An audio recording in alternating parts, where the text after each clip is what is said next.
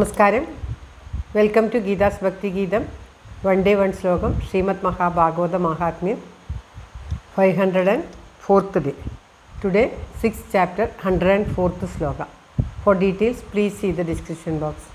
ഗീതാസ് ഭക്തിഗീതം ഒരു ദിവസം ഒരു ശ്ലോകം. ശ്രീമദ് മഹാഭാഗവത മഹാത്മ്യം 504 ദിവസം. ഇന്ന് 6ാമത്തെ അധ്യായത്തിലെ 104ാമത്തെ ശ്ലോകം.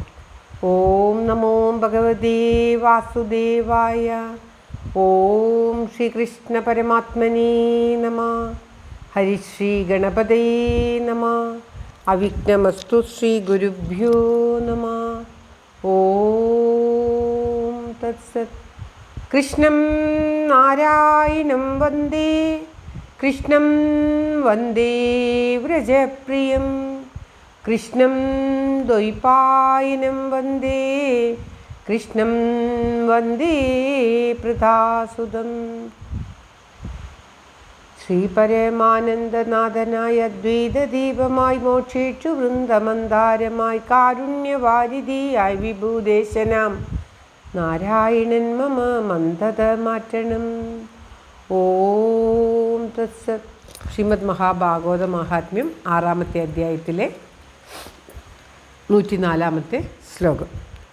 രസപ്രവാഹ സംസ്ഥേന ശ്രീശുഗേനേരിധാ കഥാ കണ്ഡേ സമ്പദ്യതേയേന സ വൈകുണ്ഠ പ്രഭു അർഭവേൽ. ഓം ശ്രീകൃഷ്ണായ നമഃ.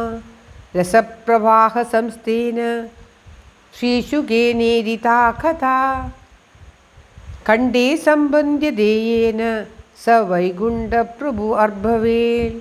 ഓം തത്സത്.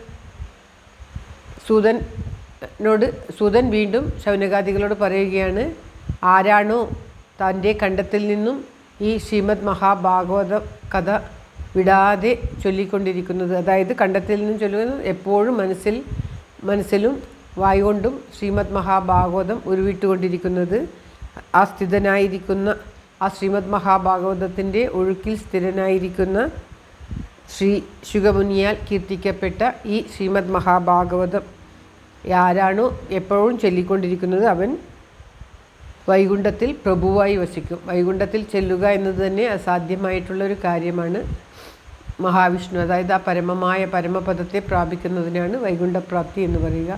അവിടെ പ്രഭുവായി വസിക്കും എന്ന് പറഞ്ഞാൽ ഭഗവാന്റെ അടുത്ത് വളരെ പ്രിയപ്പെട്ടവനായിട്ട് ഭവിക്കും. അതിൽ യാതൊരു സംശയവുമില്ല എന്ന് സൂതൻ വീണ്ടും പറയുകയാണ്.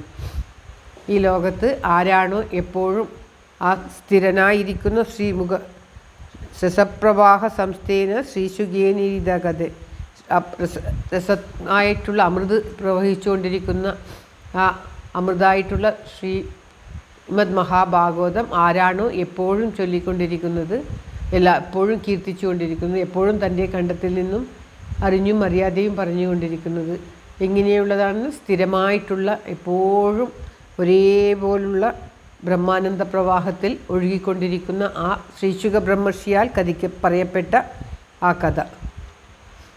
ശ്രീശുക ബ്രഹ്മർഷി ആ ബ്രഹ്മാനന്ദത്തിൽ ഒഴുകിക്കൊണ്ടിരിക്കുന്ന അതിപ്രഭാവമുള്ള മഹർഷിയാണ്. വ്യാസൻ്റെ പുത്രനായിട്ടുള്ള ആ ശ്രീശുക ബ്രഹ്മർഷിയാൽ പറയപ്പെട്ട ഈ ശ്രീമദ് മഹാഭാഗവത കഥ ആരാണോ വിടാതെ വിടാതെ പറഞ്ഞുകൊണ്ടിരിക്കുന്നു, വിടാതെ ചിന്തിച്ചുകൊണ്ടിരിക്കുന്നത്, മനനം ചെയ്തുകൊണ്ടിരിക്കുന്നു, അവർ വൈകുണ്ഠത്തിൽ പ്രഭുവായി വസിക്കും. അതിന് ഒട്ടും സംശയമില്ല. വൈകുണ്ഠത്തിൽ പ്രഭുവായി വസിക്കും എന്ന് പറഞ്ഞാൽ എപ്പോഴും അവരും ബ്രഹ്മാനന്ദത്തിൽ ലയിച്ച്, പരബ്രഹ്മമാണ് വൈകുണ്ഠ, പരബ്രഹ്മത്തിൻ്റെ സ്ഥാനമായിട്ടാണ് നമ്മൾ വൈകുണ്ഠത്തെ കൽപ്പിക്കുന്നത്. ബ്രഹ്മവിഷ്ണു മഹേശ്വരന്മാർക്കും മുകളിലായിട്ടുള്ള സ്ഥലമായിട്ടാണ് പറയപ്പെടുന്നത്. അങ്ങനെയുള്ള ആ ഭഗവാന്റെ അനുഗ്രഹത്തോടുകൂടി എപ്പോഴും വസിക്കും, അതിൽ ഒട്ടും സംശയം വേണ്ട എന്നാണ് ഈ ശ്ലോകത്തിൽ സൂതൻ ശൗനകാദികൾക്ക് പറഞ്ഞു കൊടുക്കുന്നത്. ശ്ലോകം ഒരിക്കൽ കൂടി. രസപ്രവാഹ സംസ്ഥേന ശ്രീശുഗേനേരിധാ കഥാ കണ്ഡേ സമ്പദ്യതേന സ വൈകുണ്ഠ പ്രഭുർഭവേൽ. ഓം തത്സത്. എല്ലാവർക്കും എല്ലാവിധ ആയുരാരോഗ്യ സൗഖ്യവും നന്മയും പ്രാർത്ഥിച്ചുകൊണ്ട് ഈ ശ്ലോകം ഭഗവാന്റെ തൃക്കാൽക്ക് സമർപ്പിക്കുന്നു. Geetha Rajan. Thank you for watching. All the best. Have a very nice day. സർവത്ര ഗോവിന്ദനാമ സങ്കീർത്തനം. ഗോവിന്ദ ഗോവിന്ദ. എല്ലാവർക്കും എല്ലാവിധ ആയുരാരോഗ്യ സൗഖ്യവും നന്മയും ഉണ്ടാകട്ടെ. ശ്രീകൃഷ്ണ ഭഗവാൻ അനുഗ്രഹിക്കട്ടെ. ഓം തത്സത്. ഓം നമോ ഭഗവതേ വാസുദേവായ.